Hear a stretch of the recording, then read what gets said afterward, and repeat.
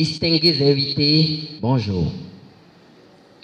Nous avons aujourd'hui le privilège d'assister au lancement d'un ouvrage singulier, porteur d'une voix et d'un message. Le garçon qui n'avait que ses rêves.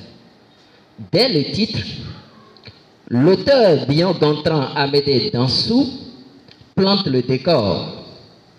Il ne s'agit pas seulement d'un essai sur l'entrepreneuriat, mais d'un voyage initiatique qui interroge la valeur des rêves, le prix de l'ambition, la persévérance, l'héritage laissé aux générations futures. L'ouvrage s'inscrit dans un contexte bien particulier, celui de l'Afrique contemporaine, où la jeunesse représente une majorité démographique mais reste confrontée au chômage, au manque d'opportunités et à la précarité. Dans ce contexte, l'entrepreneuriat est perçu comme une voie d'émancipation, mais il est souvent idéalisé. L'auteur choisit d'aller au-delà des slogans pour révéler la réalité d'un parcours fait de sacrifices, de doutes, mais aussi d'espoir et de résilience. À travers une écriture fluide, mais exigeante, l'auteur offre non seulement un témoignage de vie, mais aussi un essai critique sur les conditions, les défis et les réalités de l'entrepreneuriat. Ce livre ne se limite pas à une autobiographie ou à une success story personnelle. Il constitue une méditation sur l'entrepreneuriat et les difficultés sur son cheminement. Il constitue pour l'auteur, où l'auteur met en évidence le prix de l'ambition et les contraintes systématiques qui pèsent sur tout jeune qui ose vouloir transformer ses rêves en des projets concrets. Mesdames et messieurs, distingués invités, Bion Gontran Amédée Dansou n'est pas un simple observateur théorique. Il écrit en tant qu'entrepreneur, en tant qu'acteur qui a connu dureté de la route. Son expérience personnelle nourrit son analyse, lui donnant une authenticité indéniable. Dès l'avant-propos du livre, il annonce le ton. C'est une aventure, un parchemin parsemé d'embûches dont nul n'oserait prononcer le nom. Page 12. Par cette phrase, il nous invite à lire le livre comme un témoignage incarné où l'écriture n'est pas détachée mais enracinée dans l'expérience. C'est là que réside la force de cet essai. Il ne parle pas d'en haut, il parle de l'intérieur. Mesdames et messieurs, le livre montre que dans des contextes où les opportunités professionnelles sont limitées, l'entrepreneuriat devient une voie privilégiée d'autonomie et de dignité.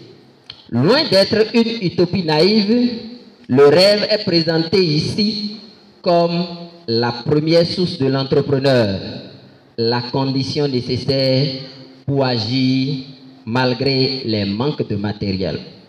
Mesdames et messieurs, à travers cet essai, M. Dansou Bion présente le rêve comme le point de départ pour tout entrepreneur. Le rêve est présenté ici comme la première source de l'entrepreneur. C'est lui qui donne l'élan initial, qui alimente la volonté. L'auteur écrit, je cite, une entreprise, une idée, un projet, une vision. Voilà de quoi il s'agit. Page 13. Cette phrase résume la philosophie du livre. L'entrepreneuriat commence toujours par une vision intérieure.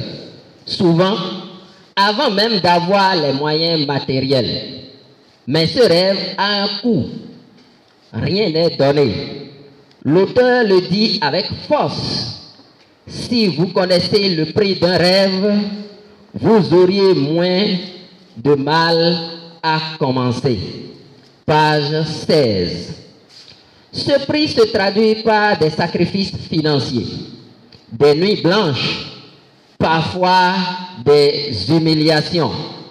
Mais il constitue aussi une école de résilience. L'une des réflexions les plus puissantes de l'ouvrage porte sur le manque. L'auteur écrit ceci, je cite, « Le manque est l'une des choses qui peuvent fragiliser l'avenir d'un enfant, mais qui peut aussi le propulser s'il parvient à s'en inspirer. » Page 15. Cette citation traduit bien la philosophie de résilience. Transformer l'adversité en énergie fait du manque une source de créativité et d'innovation.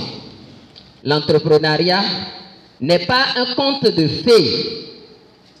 L'auteur ne cache pas la dureté du chemin, les obstacles administratifs, le sceptisme de l'entourage, l'absence de soutien institutionnel. Dès le début, il souligne qu'il fallait à tout prix faire preuve de dynamisme dans ce système où personne ne veut réellement aider. Page 14. Le livre brise ainsi l'illusion d'un entrepreneuriat facile. La persévérance est l'idée force de l'ouvrage.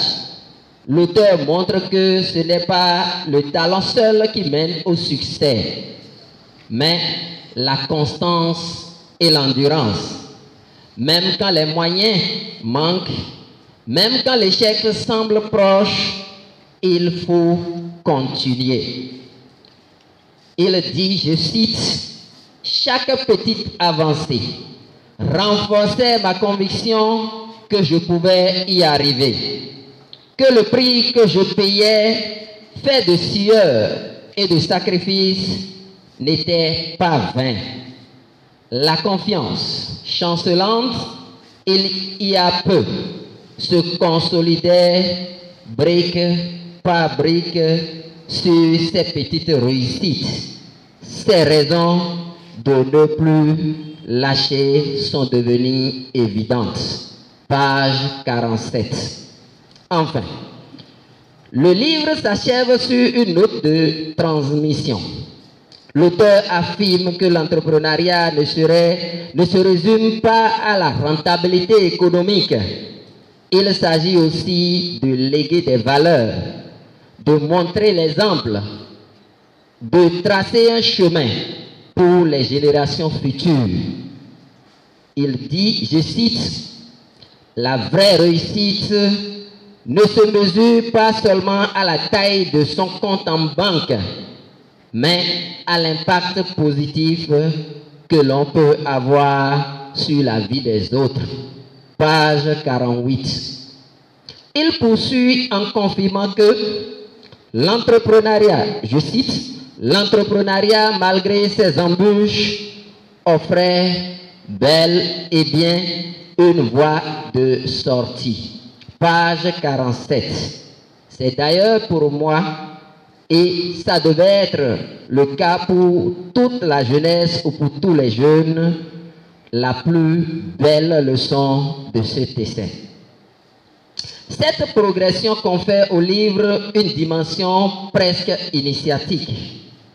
Lire ce livre, c'est marcher aux côtés de l'auteur, traverser avec lui les épreuves, comprendre que le rêve n'est pas une fin en soi, mais un cheminement qu'il faut impérativement nourrir à chaque seconde. Cette progression, loin d'être artificielle, traduit le cheminement de l'auteur et plus largement celui de nombreux jeunes africains, sinon béninois, qui osent entreprendre. Ce livre a des dimensions Ce livre a d'immenses qualités. D'abord, il est incarné. On sent que chaque mot vient de l'expérience. Ensuite, il est pédagogique. Chaque séquence est une leçon de vie. Enfin, il est lucide. Contrairement à de nombreux récits qui idéalisent l'entrepreneuriat, l'auteur parle de ses difficultés, des échecs, des moments de doute.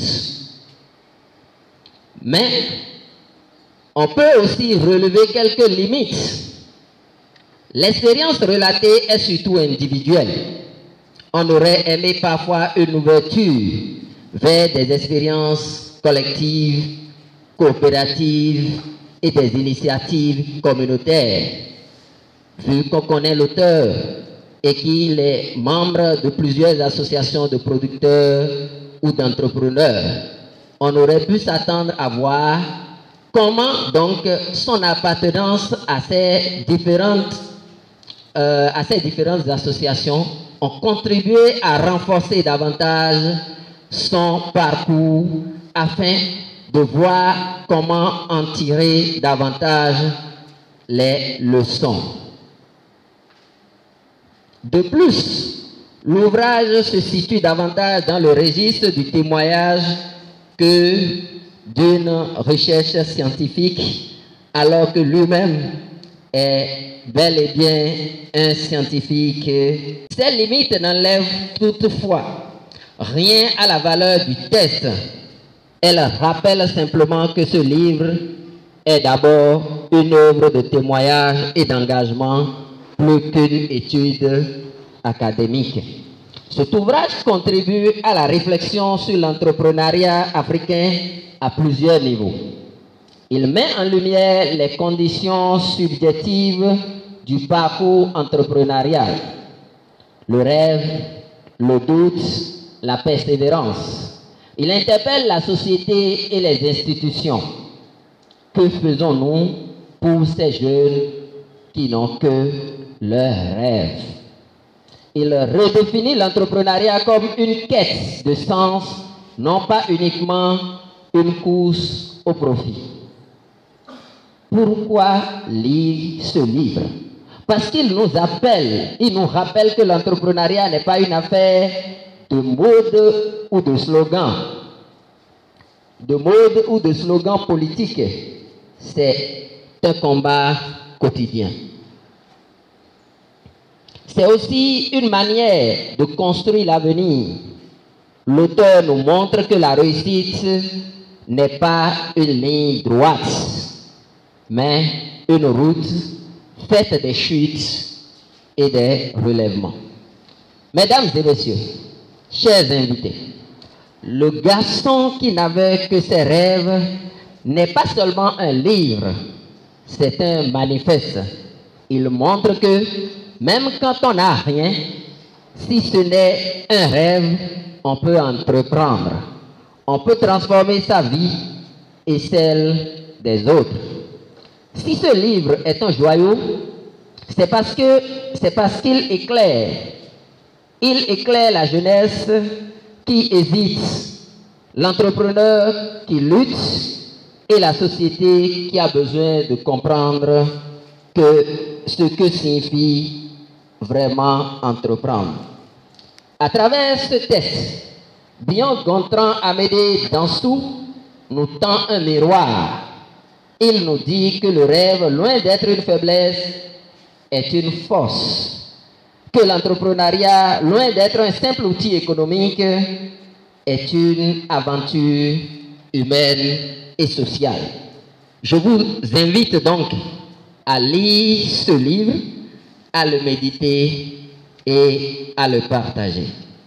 Mesdames et messieurs, distingués invités, en arrivant au terme de cette présentation, permettez-moi de dire que le garçon qui n'avait que ses rêves est bien plus qu'un simple essai sur l'entrepreneuriat. C'est une œuvre fondatrice, une pierre posée sur l'édifice de la réflexion autour d'un rêve, de l'audace et de la persévérance.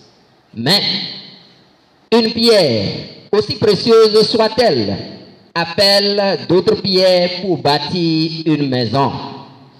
Voilà pourquoi, chers auteurs, chers Gontran Bian Amédée Dansou, nous nourrissons l'espoir sincère que ce livre ne soit pas une fin, mais un commencement. Nous espérons voir paraître les prochaines séquences, les tomes à venir, où vous pourrez approfondir encore les thèmes que vous avez bien esquissés. La formation des jeunes entrepreneurs, le rôle des institutions, les dimensions collectives et communautaires de l'entrepreneuriat. Ne vous arrêtez pas à ce joyau, qu'il soit le premier d'une longue lignée d'ouvrages qui éclaireront la jeunesse et inspireront la société. Car, comme vous le rappelez dans votre texte, sinon dans votre livre, une idée, un projet, une vision. Page 13. Ne viennent vraiment que lorsque se prolonge, se renouvelle et se transmettent. C'est donc avec admiration et gratitude que nous saluons votre plume et votre engagement, tout en vous souhaitant de continuer à écrire, à témoigner et à partager. Que votre rêve, devenir livre, ouvre la voie à bien d'autres rêves, à bien d'autres livres. Je vous remercie.